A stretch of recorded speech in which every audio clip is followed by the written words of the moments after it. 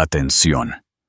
Si no estás suscrito a nuestro canal, hazlo ahora mismo. No querrás perderte historias como esta. Y si te gusta, dale un me gusta y comparte. El silencio del oro y la traición. ¿Alguna vez te has preguntado qué se esconde detrás de las fachadas más perfectas? ¿Qué precio tiene el lujo cuando se construye sobre mentiras? Prepárate, porque la historia de Anaís te dejará sin aliento.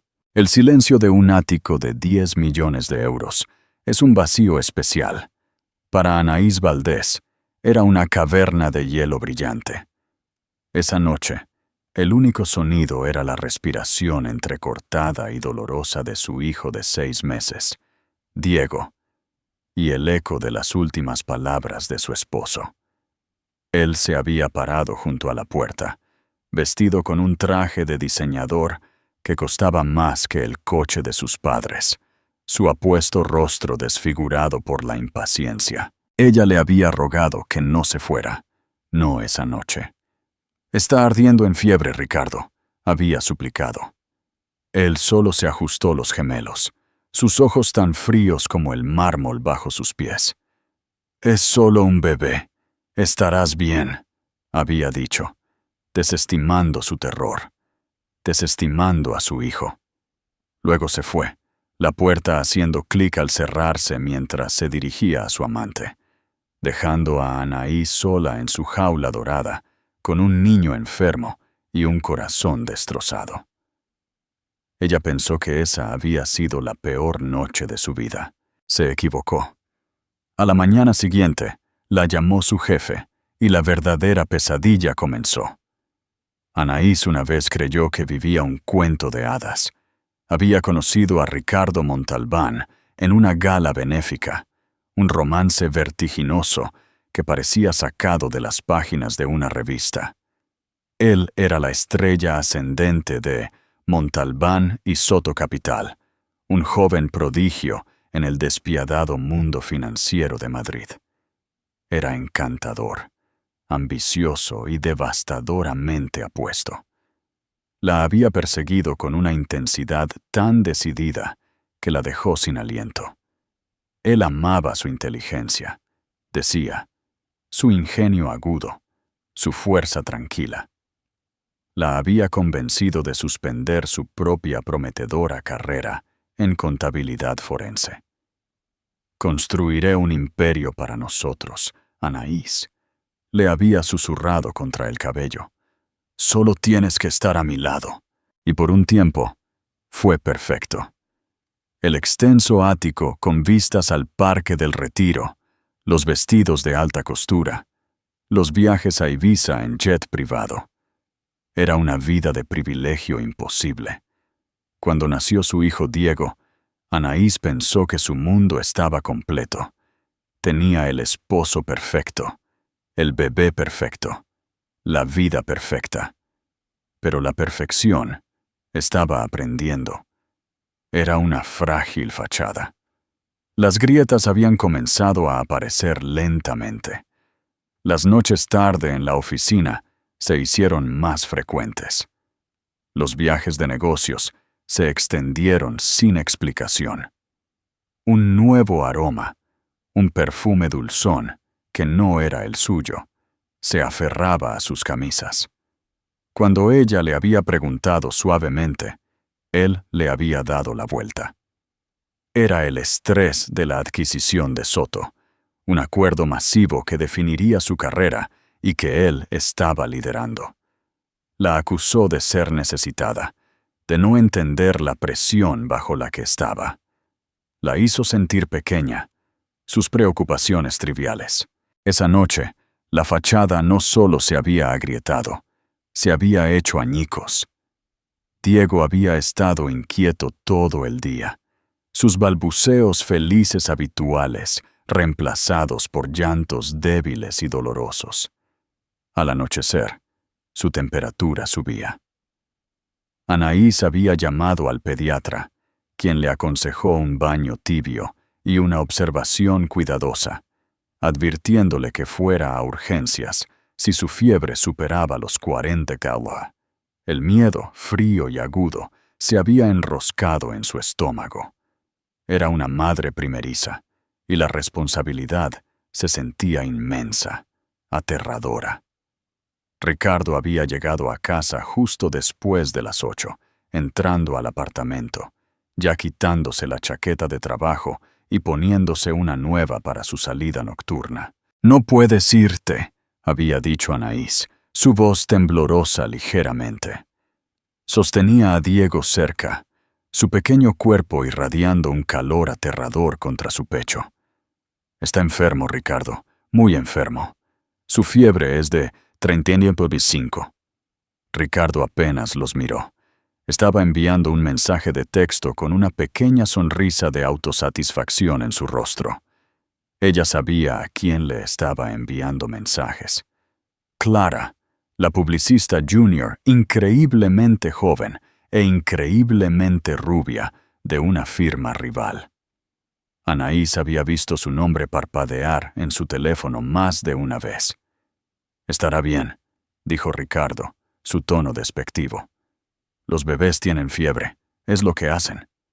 El médico dijo que tenemos que vigilarlo. Tengo miedo. ¿Y si empeora? Te necesito aquí». Su súplica fue cruda, despojada de todo orgullo. Él finalmente la miró, y su expresión era de genuina molestia. Era la mirada de un hombre cuyos planes nocturnos estaban siendo amenazados por un inconveniente trivial. «Anaís, no seas tan dramática. Tengo una cena importante. Es por la adquisición. Es de negocios». «¡Negocios!», se burló ella, una risa amarga escapando de sus labios. «Tu negocio se llama Clara, ¿no es así?». Su rostro se endureció. La máscara del esposo encantador se desvaneció, revelando al hombre frío y despiadado debajo. «Mis negocios no son de tu incumbencia. Tu trabajo es manejar esto». Gesticuló vagamente hacia el bebé quejumbroso en sus brazos. «Es solo un bebé. Estarás bien». Las palabras la golpearon más fuerte que un golpe físico. «Es solo un bebé». Todo su mundo, el pequeño y perfecto ser humano que había creado, reducido a un inconveniente. «Estarás bien». Una orden, no una garantía. «Por favor, Ricardo», susurró una última vez, las lágrimas brotando en sus ojos. «No me dejes sola esta noche». Él no respondió. Simplemente caminó hacia la puerta, la abrió y se fue. La pesada puerta insonorizada se cerró con un clic, sellándola dentro de la silenciosa y opulenta prisión que él había construido para ella. El silencio era ensordecedor, roto solo por la respiración dificultosa de Diego. Anaís se hundió en el lujoso sofá blanco, abrazando a su hijo enfermo con más fuerza, y por primera vez en su matrimonio, sintió un odio profundo y sin fondo por el hombre al que había prometido amar para siempre. Estaba sola, y la larga y aterradora noche apenas comenzaba. Las horas después de que Ricardo se fue, se convirtieron en un arrastre de pesadilla. El extenso ático, generalmente un símbolo de éxito y seguridad, se sentía como un museo vacío. Cada sombra parecía estirarse y retorcerse en una forma amenazante. El mundo de Anaís se redujo al pequeño y cálido cuerpo en sus brazos, la pantalla digital del termómetro y el frenético latido de su propio corazón. Le dio a Diego el baño tibio como le había indicado el pediatra. Lloró débilmente, sus pequeños miembros flácidos en el agua. Lo secó suavemente con una toalla suave. Lo vistió con un body ligero e intentó que tomara algo de fórmula, pero se negó, girando la cabeza con un quejido de dolor. Su fiebre se mantenía estable en 39. Alrededor de la medianoche, una ola de puro pánico la invadió. ¿Y si se le estaba escapando algo? ¿Y si esto no era solo una simple fiebre? Su mente, generalmente tan aguda y analítica por sus días de contabilidad, era una niebla de agotamiento y miedo. Intentó llamar a Ricardo. La primera vez sonó y sonó antes de ir al buzón de voz. Ha llamado a Ricardo Montalbán. No estoy disponible en este momento, pero su llamada es importante para mí. Deje un mensaje. Una mentira. Su llamada claramente no era importante para él. Lo intentó de nuevo 10 minutos después. Esta vez fue directamente al buzón de voz. O había apagado su teléfono, o había bloqueado su número. La realización fue una nueva puñalada de dolor. Estaba con Clara, riendo, bebiendo, envuelto en un mundo donde ella y su hijo enfermo no existían. Se los imaginó en un elegante restaurante del barrio de Salamanca, su mano en la espalda de ella, su encantadora sonrisa desplegada para otra persona. La imagen alimentó una ira fría y dura que comenzó a solidificarse sobre su miedo. A las 2:15 de la madrugada, la pesadilla se intensificó. Diego soltó un grito agudo y penetrante que sacudió a Anaís de un medio sueño en el suelo de la guardería. Se apresuró a su cuna. Estaba temblando, sus ojos ligeramente en blanco, su pequeño cuerpo convulsionando. Una convulsión febril. El pediatra lo había mencionado como una posibilidad. Un efecto secundario raro, pero aterrador de una fiebre que subía rápidamente. ¡Oh, Dios! ¡No, no, no!, cantó Anaís levantándolo. Su cuerpo estaba rígido, su espalda arqueada. Solo duró 30 segundos, pero se sintió como una eternidad. Cuando terminó, se quedó flácido en sus brazos, su respiración superficial, su rostro pálido. Ella no dudó. Agarró la bolsa de pañales, su bolso y sus llaves, envolviendo a Diego en la manta más gruesa que pudo encontrar. Ni siquiera se molestó en cambiarse el pijama de seda manchado de lágrimas. Mientras corría por la sala de estar, buscó a tientas su teléfono para llamar a un taxi. Sus manos temblaban tanto que apenas podía desbloquear la pantalla. Su mirada se posó en la oficina de Ricardo, la puerta ligeramente entreabierta. Una sola lámpara estaba encendida, iluminando el desorden en su escritorio de caoba. Por un segundo fugaz, sintió una oleada de rabia tan potente que casi le dobló las rodillas. Él estaba con su amante mientras su hijo tenía una convulsión. La injusticia era un peso físico. Sus ojos se posaron en una pila de papeles cerca de su portátil. Encima había un archivo etiquetado: Adquisición Soto, Proyecto Ruiseñor. ¿Ruiseñor? Sonaba tan delicado, tan inocente. Debajo vio libros de contabilidad y extractos bancarios de una sociedad holding de la que nunca había oído hablar, Ruiseñor Holdings S.L. En su vida anterior al matrimonio, había pasado años desentrañando estructuras corporativas como esta. Incluso en su estado de pánico, sus viejos instintos se encendieron. Algo no encajaba, pero no había tiempo. Diego gimió de nuevo, un sonido que la devolvió al horrible presente. Salió corriendo del apartamento, el taxi esperando abajo. El viaje al Hospital Universitario La Paz fue un borrón de luces de la ciudad y oraciones silenciosas. En la sala de urgencias era una madre frenética, vestida con pijama, aferrada a su hijo pálido.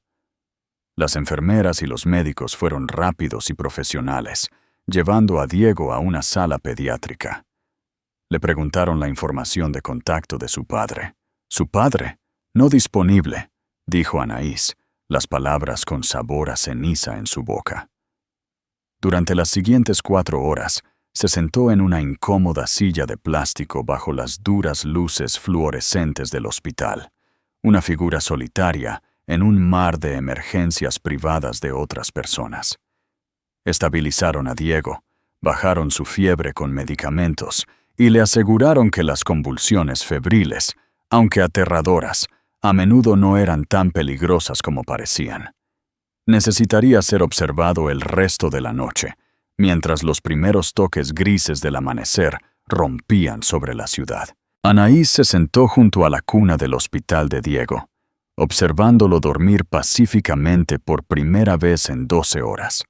El miedo había disminuido, reemplazado por un agotamiento tan profundo que se sentía hasta la médula ósea. Pero debajo del agotamiento había algo más, algo nuevo e inquebrantable. Era una resolución fría y silenciosa. El amor que había sentido por Ricardo, erosionado durante meses de negligencia, se había quemado por completo en el crisol de esa noche. Miró a su hermoso y vulnerable hijo y supo con absoluta certeza que nunca más dependería de su padre para nada. El cuento de hadas había terminado. La jaula estaba abierta y ella estaba a punto de salir. El amanecer en un hospital es algo estéril y esperanzador. El cielo fuera de la ventana pasó de un púrpura amoratado a un gris suave y prometedor. Diego finalmente dormía profundamente, su temperatura estable en 37. Una enfermera le había traído a Anaís una taza de café que sabía a plástico quemado, pero ella la acunó en sus manos como si fuera un salvavidas.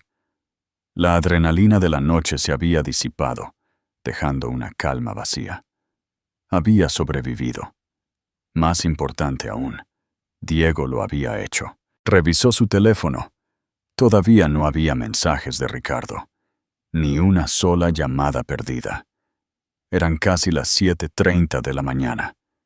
Probablemente todavía estaba dormido, quizás en la cama de Clara, ajeno al terror que su familia había soportado. La idea ya ni siquiera le provocaba ira, solo una profunda y vacía decepción. Era la confirmación de una verdad que había intentado negar durante mucho tiempo. Estaba completamente sola en su matrimonio. Deslizó el dedo por sus contactos, su pulgar flotando sobre el nombre de su abogada. Era el momento. No quedaba nada que salvar. Estaba redactando un mensaje de texto. Las palabras «necesito solicitar el divorcio» destacaban en la pantalla, cuando su teléfono comenzó a sonar. La pantalla se iluminó con un nombre que no esperaba. Arturo Soto. Arturo Soto era el socio principal de Montalbán y Soto Capital. Era una leyenda en la Bolsa de Madrid, un patriarca de la vieja escuela de unos 60 años, con reputación de astucia despiadada en los negocios y una integridad personal inquebrantable.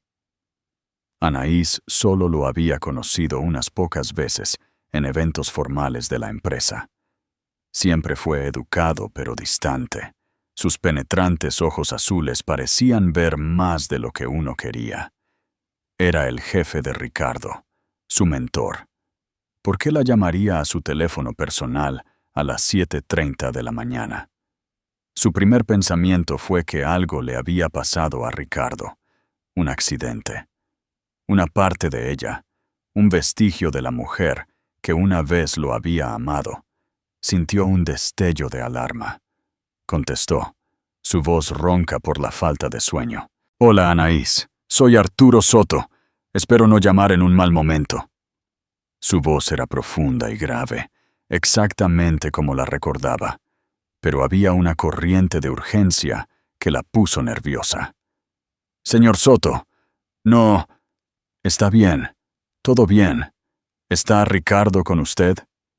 Hubo una pausa al otro lado de la línea.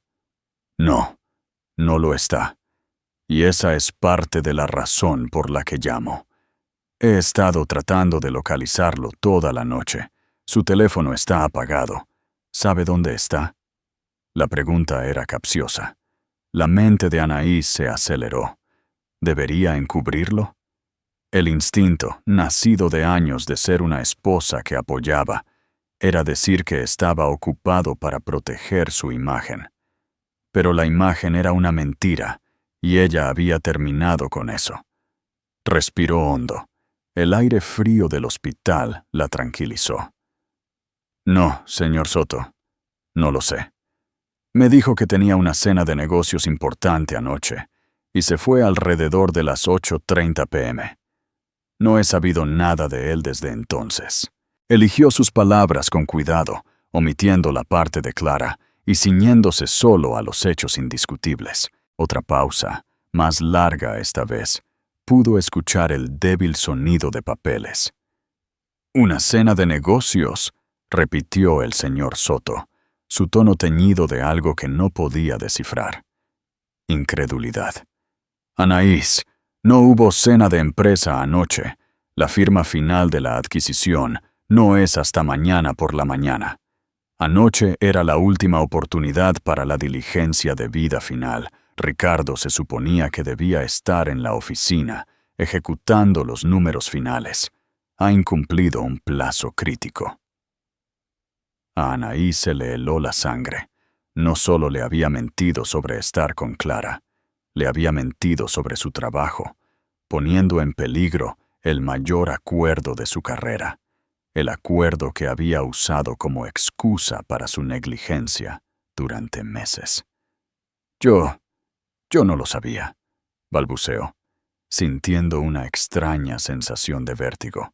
Lo sé, dijo el señor Soto, y su voz se suavizó ligeramente, volviéndose casi paternal.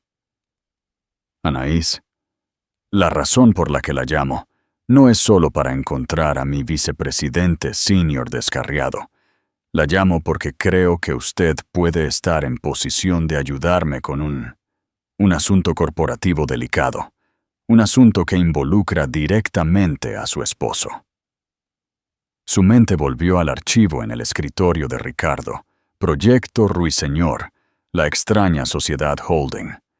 Las piezas comenzaron a encajar en su cabeza, formando una imagen que no quería ver. Su entrenamiento, latente durante años, se activó. Sociedades fantasma, plazos incumplidos, un jefe llamando a la esposa. Esto no era solo una infidelidad, era algo mucho más grande, mucho más peligroso. ¿Qué tipo de asunto?, preguntó, su voz ahora firme, la fatiga reemplazada por una alerta aguda y concentrada. No es algo que pueda discutir por teléfono, respondió. Sé que esto es muy inusual, pero ¿sería posible que se reuniera conmigo esta mañana, lo antes posible? Mi coche puede estar donde esté en 20 minutos. Miró a Diego, durmiendo plácidamente en su pequeña cama de hospital. Estaba a salvo ahora. Él era su prioridad. Pero protegerlo también significaba asegurar su futuro. Un futuro que ahora estaba inextricablemente ligado a lo que Ricardo había hecho. Tenía que saber. «Estoy en el Hospital La Paz con mi hijo», dijo, su voz firme. «Pero está estable. Deme una hora. Envíe el coche. ¿Dónde nos reunimos?» «No en la oficina», dijo rápidamente. «Demasiados ojos y oídos. Hay una suite privada en el Hotel Ritz. Le enviaré los detalles por mensaje de texto. Anaís, gracias. Puede que sea la única persona que pueda ayudar a desentrañar esto». Colgó. Anaís miró su teléfono, la pantalla oscura. Su mundo había girado sobre su eje.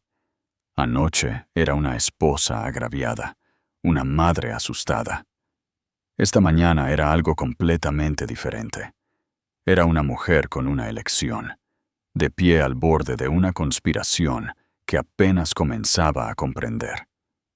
La llamada no era un final, era un comienzo. El Hotel Ritz era un ícono de lujo discreto del viejo mundo, un mundo alejado de la estéril realidad del hospital. Un coche negro enviado por el señor Soto la había llevado rápidamente desde La Paz hasta la entrada privada del hotel.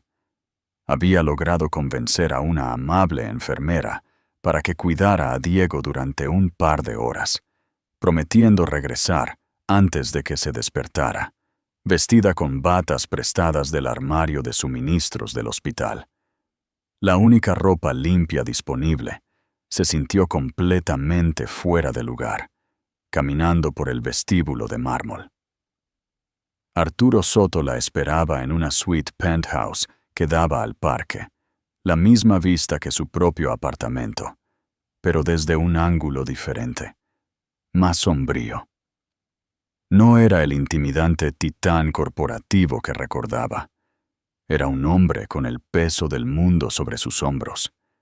Vestía un sencillo traje gris, la corbata suelta, y la saludó no con un apretón de manos, sino con una mirada de preocupación. «Anaís, gracias por venir. Por favor, siéntese. ¿Quiere algo? ¿Café? ¿Té? Café estaría genial». «Gracias», dijo ella, hundiéndose en un sillón que probablemente valía más que toda su matrícula universitaria. Él mismo le sirvió una taza, sus movimientos lentos y deliberados. «Primero», dijo, sus penetrantes ojos azules encontrándose con los suyos. «¿Cómo está su hijo?». La genuina preocupación en su voz casi la desarmó. «Está bien, estará bien. Fue una convulsión febril, pero los médicos dicen que se ha recuperado bien». Soto asintió con una expresión sombría en su rostro. «Lamento mucho que haya tenido que pasar por eso sola. Ricardo debería haber estado allí». No era una acusación, sino una simple declaración de hechos. Dejó que el silencio flotara en el aire por un momento antes de ir al grano. Abrió una carpeta de cuero en la mesa de café entre ellos. «Anaís, cuando contratamos a Ricardo como vicepresidente con opción a socio, hicimos una verificación exhaustiva de antecedentes, de él y de usted». Anaís se puso rígida. «¿De mí?». «Por supuesto», dijo con calma. «La esposa de un ejecutivo clave es parte del paquete. Necesitamos saber que no hay responsabilidades. Su expediente, francamente, era más impresionante que el suyo. Primera de su clase en la Universidad de Barcelona, una estrella en ascenso en Deloitte, en su división de contabilidad forense, usted descubrió el esquema de fraude de tecnología médica de 2018. Los socios allí estaban devastados cuando se fue». Ella lo miró fijamente, atónita.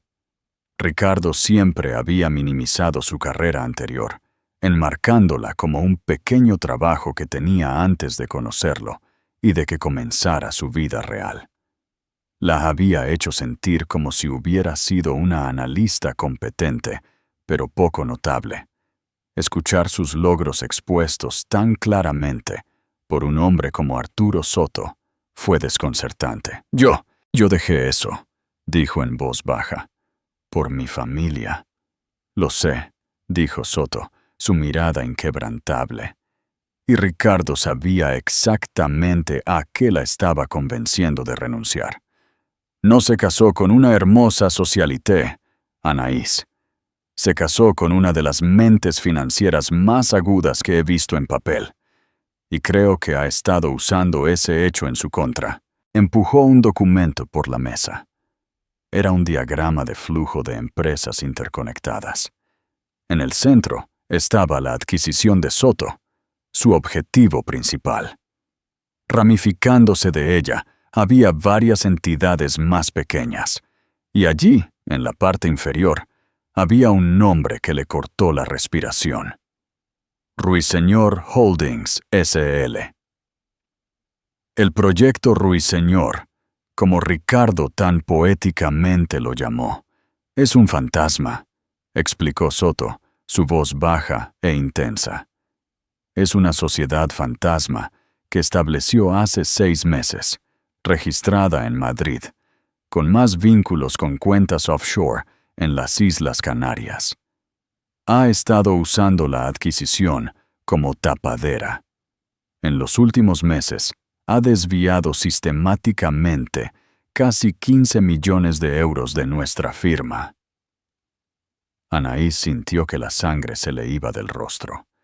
Malversación. Era mucho peor de lo que había imaginado. ¿Cómo?, susurró, su mente analítica ya trazando las posibles vías, creando facturas fraudulentas por servicios de consultoría y gastos de diligencia debida relacionados con la adquisición, continuó Soto. Las facturas son presentadas por Ruiseñor Holdings y pagadas por nuestro departamento de contabilidad. Ricardo es quien aprueba los pagos. Ha estado manipulando los libros, enterrando los gastos dentro de la transacción multimillonaria, esperando que nadie notara unos pocos millones aquí y allá. Pero el rastro de auditoría, comenzó Anaís, sus viejos instintos tomando el control. Alguien lo encontraría eventualmente. Exacto, dijo Soto, inclinándose hacia adelante. Y él también tiene un plan para eso. Ha fabricado un rastro digital para incriminar a un analista junior de su departamento, un joven llamado Javier López. Todas las transferencias, desde un punto de vista técnico, parecen originarse en la estación de trabajo de Javier. El plan de Ricardo, creemos, era dejar que la adquisición se cerrara mañana y luego desaparecer, para cuando nuestra auditoría trimestral descubriera la discrepancia, él ya se habría ido, y un chico inocente pagaría las consecuencias. La pura y calculada crueldad de ello era impresionante. No era solo un infiel y un mentiroso. Era un depredador. ¿Por qué me cuenta esto?, preguntó Anaís, aunque ya sabía la respuesta. Porque se descuidó, dijo Soto, con un destello de ira en sus ojos. Anoche fue su última oportunidad para limpiar el expediente, para finalizar los registros falsificados antes de que se cerrara el trato. Pero no estaba en la oficina. Estaba, como usted sabe, ocupado en otros asuntos. Dejó su ordenador de trabajo encendido, conectado a la red. Nuestra seguridad informática detectó un intento de inicio de sesión remoto inusual a sus archivos esta mañana temprano, desde una dirección IP no autorizada. Mi director de informática me despertó a las 4 de la mañana. Empezamos a investigar. Lo que hemos encontrado es incriminatorio, pero está incompleto. La última pieza del rompecabezas, el libro de contabilidad físico que conecta a Ruiseñor Holdings directamente con él y sus cuentas offshore, no está en su oficina. Hizo una pausa. Su mirada se encontró con la de ella. Creemos que está en su oficina en casa, en su apartamento. La mente de Anaís volvió a destellar hacia el escritorio. El archivo, la sensación de que algo andaba mal. Debió haberlo traído a casa para trabajar anoche, antes de que el atractivo de Clara resultara demasiado fuerte. La arrogancia de dejar pruebas de un esquema de fraude multimillonario tiradas por su casa. Usted es la única que puede conseguirlo sin alertarlo, afirmó Soto simplemente. Ha traicionado a esta empresa. Ha traicionado a un empleado inocente y, Anaís, la ha traicionado a usted y a su hijo de la manera más profunda posible. Le pido, no como la esposa de Ricardo, sino como la brillante contadora forense que sé que es, que me ayude a detenerlo. La habitación quedó en silencio. Anaís miró por la ventana. La ciudad, su ciudad. La vida que Ricardo le había dado era una mentira financiada por el robo. La seguridad que prometió era un fantasma, pero su mente, sus habilidades, esas eran reales. Él había intentado enterrar esa parte de ella, pero todavía estaba allí, afilada y lista. Pensó en Diego durmiendo en el hospital. Pensó en las palabras frías y despectivas de Ricardo. Es solo un bebé. Estarás bien. Se volvió hacia Arturo Soto. Los últimos vestigios de la esposa asustada y dependiente se habían ido para siempre. En sus ojos había un fuego que él no había visto antes, pero que había arriesgado encontrar. «Dígame exactamente lo que necesita», dijo, «y se lo conseguiré». Regresar al ático fue una de las cosas más difíciles que Anaís había hecho. El coche negro la dejó de vuelta en La Paz, donde pasó una hora preciosa acunando a un Diego ahora despierto y alegre. Su fiebre había desaparecido. Su sonrisa había regresado. El hospital le dio el alta oficial, y Anaís, sosteniendo a su hijo, sintió una oleada de fuerza. Esto era por él. El plan que había formulado con Arturo Soto era simple en su concepto, pero aterrador en su ejecución. Debía regresar al apartamento y actuar como si nada estuviera mal, aparte de ser la esposa legítimamente molesta. Su único objetivo era localizar y asegurar el libro ruiseñor, el libro físico de registros que sería la perdición de Ricardo. El equipo de seguridad de Soto había confirmado que la tarjeta de crédito de Ricardo se usó a las 4 de la mañana para una habitación en el Hotel Santo Mauro, el lugar habitual de Clara.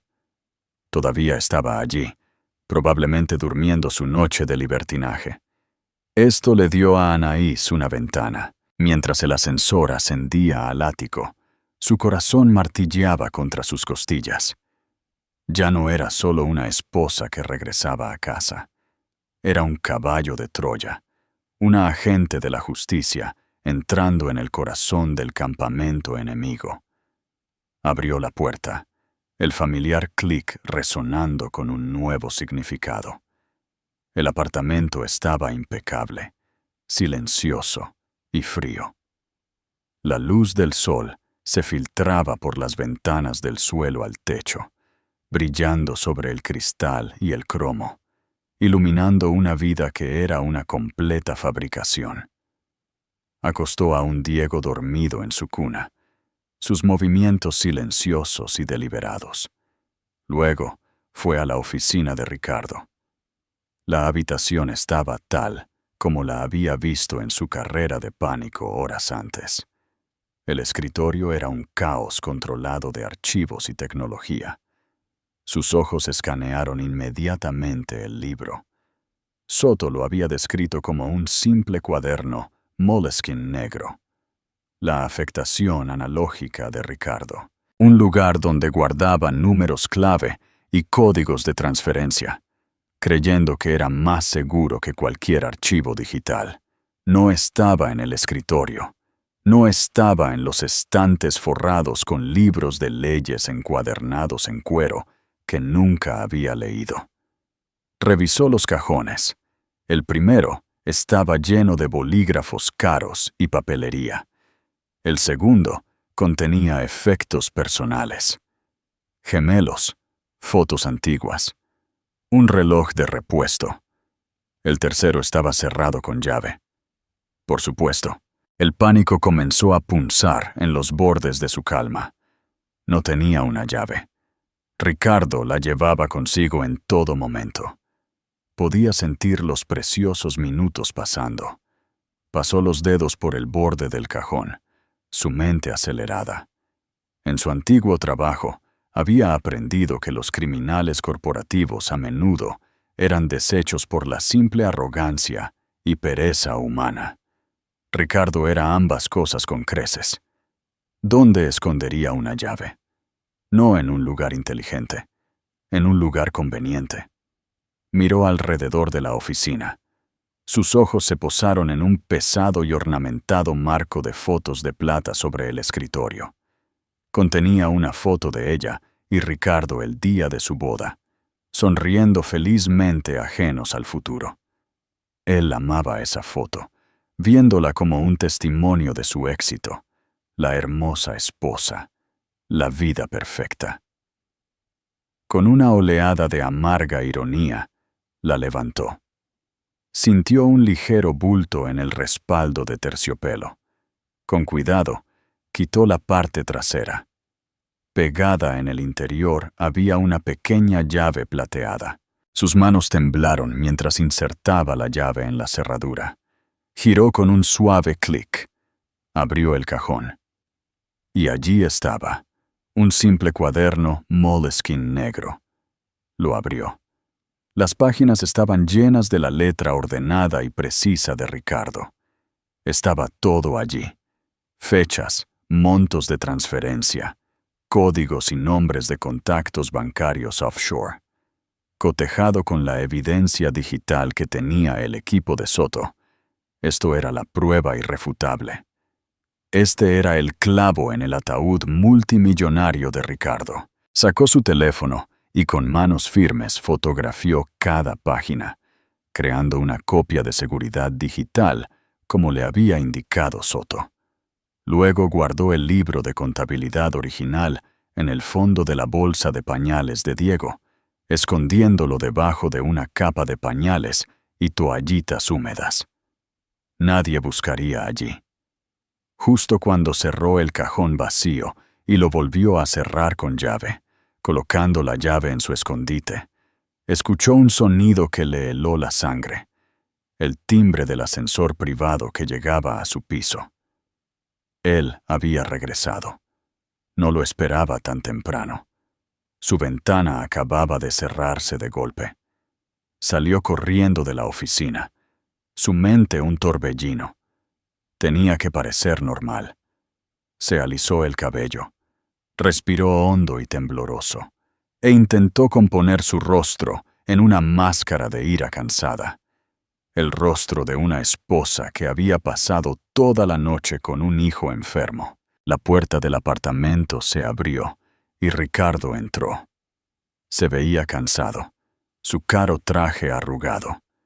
Tuvo el descaro de llevar una ofrenda de paz, un gran café de su cafetería favorita y una bolsa de cruasanes.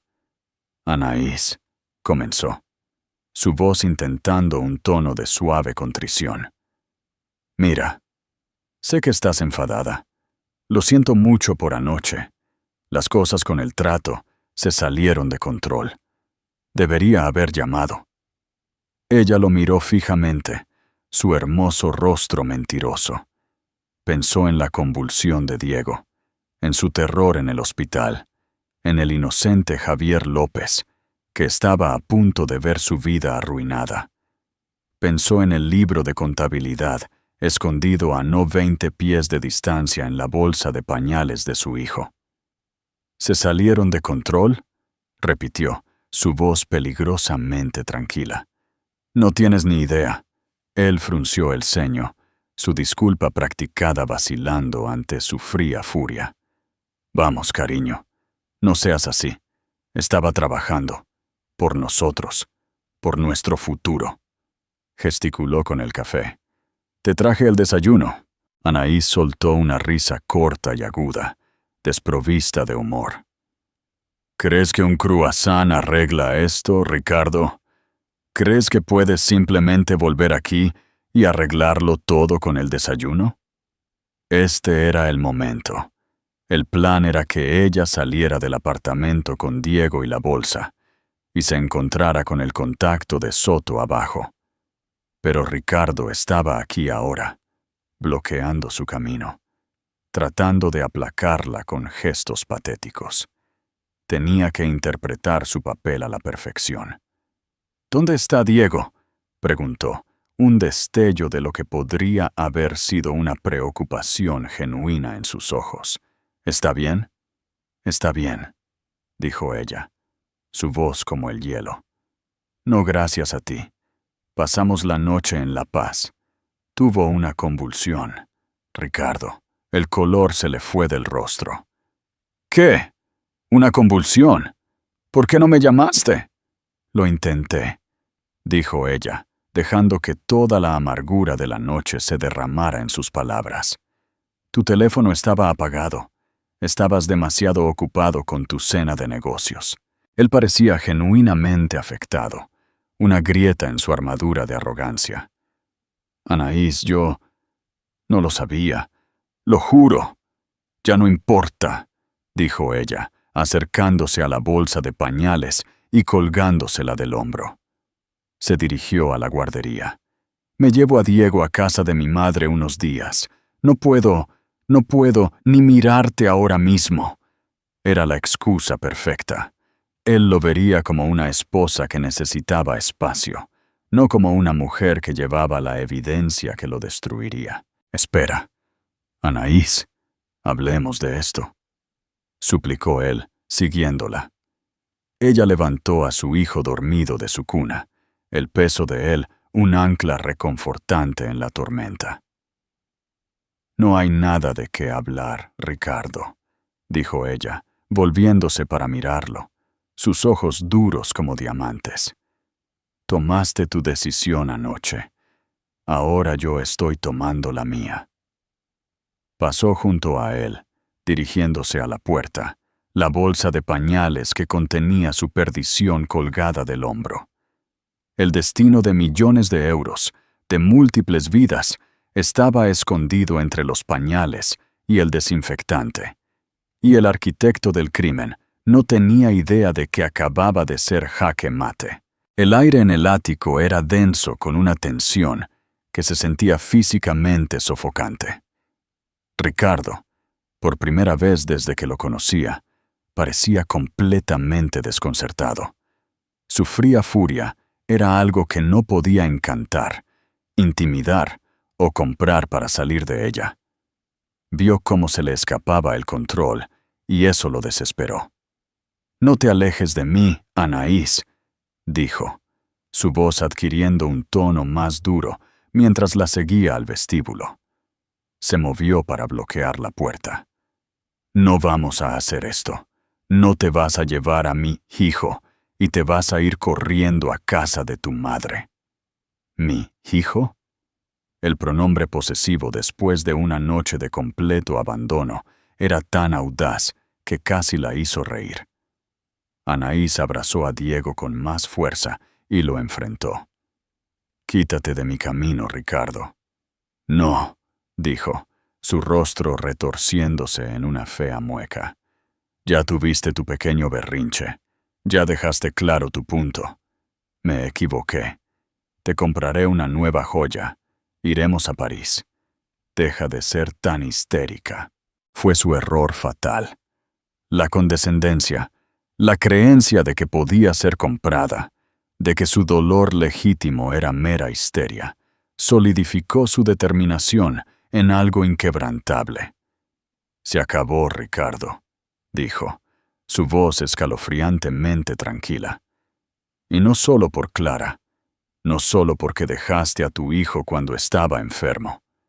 Se acabó por el proyecto Ruiseñor». El nombre lo golpeó como un golpe físico. Todo el color se le fue del rostro, reemplazado por un pálido y espantoso shock. La postura arrogante se derrumbó, y por un segundo fugaz, vio puro pánico animal en sus ojos. «¿Qué? ¿Qué acabas de decir?», balbuceó, su voz apenas un susurro. «Ruiseñor Holdings, S.L.», continuó ella, aprovechando su ventaja. «Las facturas fraudulentas, los 15 millones de euros que desviaste de tu propia empresa, el plan para incriminar a Javier López por tus crímenes. ¿De verdad creíste que eras lo suficientemente inteligente como para lograrlo? ¿De verdad creíste que yo era lo suficientemente estúpida como para no enterarme nunca?» Él la miró fijamente, su mente claramente acelerada, tratando de averiguar cómo podía saber ella. Miró frenéticamente hacia su oficina. «Entraste en mi oficina. Revisaste mis cosas». No era una pregunta, era una acusación horrorizada. «Dejaste la evidencia de tu fraude en una casa con una contadora forense, Ricardo», replicó ella. «Eso no es que yo sea inteligente. Eso es que tú eres un tonto arrogante y descuidado. Su pánico comenzó a transformarse en rabia. No tienes idea de lo que estás hablando, gruñó, dando un paso hacia ella. No tienes pruebas. No las tengo, dijo con calma. Se ajustó la bolsa de pañales en el hombro, dándole una ligera palmada. Es increíble lo que puedes meter en una de estas. Pañales, toallitas, un chupete y un pequeño cuaderno Moleskine negro que detalla cada transferencia ilegal que has hecho. Sus ojos se dirigieron a la bolsa y luego de nuevo a su rostro, una mirada de completa y absoluta incredulidad amaneciendo. Se abalanzó sobre la bolsa. «Dame eso». Anaís lo esquivó, su corazón saltándole a la garganta. Este era el momento que había temido. Pero justo cuando él la alcanzó, un golpe seco y autoritario resonó en la puerta principal. Ricardo se congeló. Ambos miraron la puerta. «¿Quién es?», siseó, sus ojos muy abiertos por el miedo. «Me imagino», dijo Anaís, su voz firme a pesar de la adrenalina que corría por sus venas, «que es tu jefe, y quizás algunos de sus amigos». A la señal, una llave giró en la cerradura, una llave maestra que solo la seguridad del edificio y, aparentemente, Arturo Soto tenían acceso. La puerta se abrió de golpe. Arturo Soto estaba allí, flanqueado por dos hombres de aspecto severo, con trajes oscuros, que claramente no eran abogados corporativos. Detrás de ellos estaban dos agentes de la Policía Nacional uniformados. La mirada de Soto se posó primero en Anaís y en un Diego dormido. Su expresión se suavizó con alivio. Luego su mirada se dirigió a Ricardo y se volvió de piedra. «Ricardo», dijo Soto, su voz resonando con fría autoridad en el silencioso vestíbulo. «Tu pequeño proyecto ha terminado». Ricardo miró de Soto a los agentes de policía, su rostro una máscara de valentía desmoronada. Estaba atrapado. Volvió su mirada desesperada y furiosa hacia Anaís. «Tú hiciste esto», susurró, su voz goteando veneno. «Tú, mi propia esposa. Dejaste de ser mi esposo anoche cuando saliste por esa puerta», respondió Anaís, su voz clara y fuerte. «Dijiste, es solo un bebé, estarás bien». Bueno, Diego está bien, y yo estoy más que bien. Soy libre. Uno de los detectives dio un paso adelante. «Ricardo Montalbán, queda usted arrestado bajo sospecha de hurto mayor, malversación y fraude electrónico». Mientras el oficial comenzaba a leerle sus derechos, Miranda, la fachada de Ricardo finalmente se hizo añicos por completo. El encantador millonario, el titán de la Bolsa de Madrid, se desvaneció. En su lugar había un criminal común, acorralado y patético. No opuso resistencia mientras le esposaban las manos a la espalda. Su caro traje, ahora el uniforme de un hombre caído. Lo sacaron del apartamento, pasando por las mesas de mármol y el arte invaluable que había adquirido con dinero robado. Su última mirada fue para Anaís, una mirada de odio puro e inalterado. No la tocó. No sintió nada más que un vasto y purificador alivio. Arturo Soto se acercó a ella. «El coche la está esperando abajo», dijo suavemente. «Mi seguridad la escoltará a donde necesite ir. Usted y su hijo están a salvo ahora». Anaís asintió, las lágrimas finalmente brotando en sus ojos, no de tristeza, sino de liberación. «Gracias, Arturo». «No, Anaís», dijo él, mirándola con profundo respeto. «Gracias a usted. Hizo lo correcto, lo valiente». Ella miró a Diego, durmiendo plácidamente en sus brazos. completamente ajeno a que todo su mundo acababa de cambiar irrevocablemente para mejor.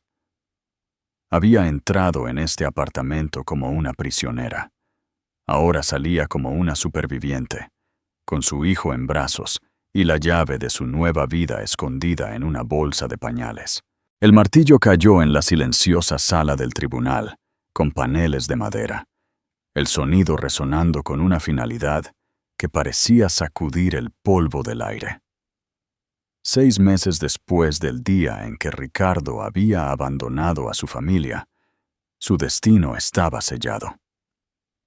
Anaís se sentó en la última fila, una figura solitaria con un sencillo vestido azul marino, habiéndose deslizado sin ser vista después de que comenzaran los procedimientos. No había venido por venganza o espectáculo. Había venido por un cierre, para presenciar el final definitivo de la vida de la que había escapado. Ricardo estaba de pie ante el juez, una sombra del hombre que alguna vez fue. Los impecables trajes de diseñador habían desaparecido, reemplazados por un mono de prisión estándar que le quedaba holgado. Su carismática confianza se había evaporado, dejando atrás un resentimiento pálido y amargo. Cuando el juez lo sentenció a una pena de 7 a 10 años en una institución correccional federal, no se inmutó. Solo miró fijamente hacia adelante, con la mandíbula apretada. Pero mientras se lo llevaban, sus ojos escanearon la galería y encontraron los de ella. Por un momento, vio un destello del hombre con el que se casó, una mirada desesperada y suplicante. Pero fue inmediatamente tragado por el odio, ahora familiar y venenoso. Anaís mantuvo su mirada sin malicia, su expresión de serena y triste finalidad. Luego se dio la vuelta y se fue, dejando que el fantasma de Ricardo Montalbán se desvaneciera en los anales de la historia judicial. Su nueva vida no había comenzado hoy. Había comenzado en el momento en que salió de ese ático. Las semanas posteriores al arresto de Ricardo habían sido un torbellino de desmantelamiento metódico. Había contratado a transportistas, no para empacar, sino para ayudarla a clasificar. Caminó por los enormes armarios, llenos de vestidos de alta costura y zapatos de diseñador, tocando las telas que una vez se habían sentido como un disfraz para un papel que estaba interpretando. Lo dejó todo atrás, junto con las joyas brillantes y los regalos extravagantes que él había usado para aplacarla. Eran artefactos de una vida que no era suya, pagados con dinero robado y mentiras. Solo empacó sus libros, las pertenencias de Diego, fotos personales de antes de su matrimonio y algunas prendas sencillas. Mientras estaba en la sala de estar vacía por última vez, la luz del sol brillando en los suelos de mármol desnudos, no sintió pérdida, sino una profunda ligereza, como si se hubiera desprendido de una piel pesada y asfixiante. Ella y Diego se quedaron con su madre en un pueblo de la costa de Cádiz durante un mes. Fue un tiempo de curación y reconstrucción tranquila. Su madre, una mujer práctica que siempre había visto a Ricardo con una buena dosis de escepticismo, no dijo, «Te lo dije». En cambio, simplemente preparó té. Sostuvo a Diego mientras Anaís lloraba sus últimas lágrimas y le ofreció el apoyo constante y tácito que Anaís necesitaba desesperadamente. «Ese hombre te construyó un palacio, cariño», le había dicho su madre una tarde, mientras veían el atardecer desde el porche trasero. «Pero se olvidó de darte la llave. Siempre estuviste destinada a construir tu propia casa». La llamada de Arturo Soto llegó durante ese tiempo, y la oferta de trabajo se sintió menos como un salvavidas y más como un regreso a casa. Su primer día en Montalbán y Soto fue desalentador. Los susurros la seguían por el pasillo. Era la esposa despreciada, la denunciante. Pero eso cambió en el momento en que entró en su primera reunión de la Junta, armada con un plan integral para revisar los protocolos de gestión de riesgos de la empresa. Habló con una claridad y autoridad que silenciaron toda especulación. No era la ex esposa de Ricardo Montalbán. Era Anaís Valdés. Había recuperado su apellido de soltera. Una profesional formidable, con una mente inigualable para los números y una brújula ética inquebrantable. Su mayor satisfacción provino de la tutoría de su nuevo equipo, especialmente de un joven y brillante analista llamado Javier López. Al principio había sido callado y tímido, todavía afectado por haber sido el chivo expiatorio en el plan de Ricardo. Una tarde, él pasó por su oficina. «Señora Valdés», comenzó, jugueteando con un informe. «Solo quería darle las gracias. No solo salvó mi carrera, salvó la reputación de mi familia, mi futuro. Si alguna vez hay algo que pueda hacer». Anaís le ofreció una cálida sonrisa. «Ya lo estás haciendo, Javier. Tu trabajo en las proyecciones trimestrales fue sobresaliente. Sigue haciendo lo que haces. La integridad y el trabajo duro son la única moneda que importa al final. Que esa sea la lección de todo esto». Javier asintió, una nueva confianza en sus ojos. Al ayudarlo, Anaís sintió que estaba reparando activamente el daño que Ricardo había dejado a su paso, convirtiendo su legado destructivo en algo positivo. Ahora su hogar era una casa de 3 plantas en una calle arbolada del barrio de Chamberí. La había comprado con el dinero limpio de su acuerdo de divorcio y la bonificación por firmar de su nuevo trabajo. Tenía techos altos, un pequeño jardín trasero y un hermoso ventanal en la sala de estar que era perfecto para leer cuentos a un Diego cada vez más activo. El silencio aquí no era el silencio frío y vacío del ático. Era la cálida y pacífica tranquilidad de un hogar lleno de amor, puntuado por los felices chillidos y balbuceos de su hijo, que ahora daba sus primeros pasos tambaleantes. Algunos días, tomaba el metro para ir al trabajo, anónima entre la bulliciosa multitud matutina, y se sentía más poderosa que nunca en la parte trasera de un coche con chofer. Su vida era suya, cada pequeña parte de ella ganada y apreciada.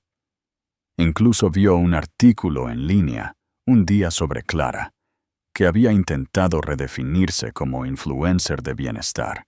La sección de comentarios fue un brutal recordatorio de que Internet nunca olvida, y su cambio de carrera se desvaneció rápidamente. Anaís sintió una breve y distante lástima por la chica antes de cerrar la pestaña. Clara era un fantasma de otra vida, irrelevante para su nueva realidad. Esa tarde, mientras el sol poniente pintaba el cielo en tonos anaranjados y rosados, Anaís se sentó en el suelo de su sala de estar, apilando bloques con Diego. Él aplaudió con deleite mientras la torre crecía. Luego la derribó con un grito de alegría.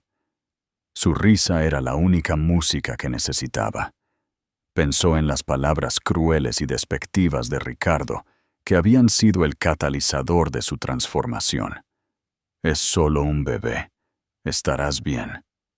Él se había equivocado espectacularmente. Diego no era un inconveniente. Era su ancla, su motivación, su estrella del norte. Y ella no estaba simplemente bien. Estaba completa. Estaba feliz. Era libre.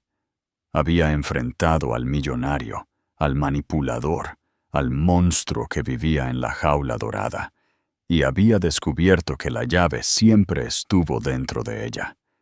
Mirando a su hijo, su hermoso y próspero niño, supo que no solo había construido su propia casa, había construido su propio mundo. Y era magnífico. Y ahora sí, Anaís Valdés cerró el capítulo de una vida construida sobre mentiras y abrió uno nuevo, escrito con su propia tinta.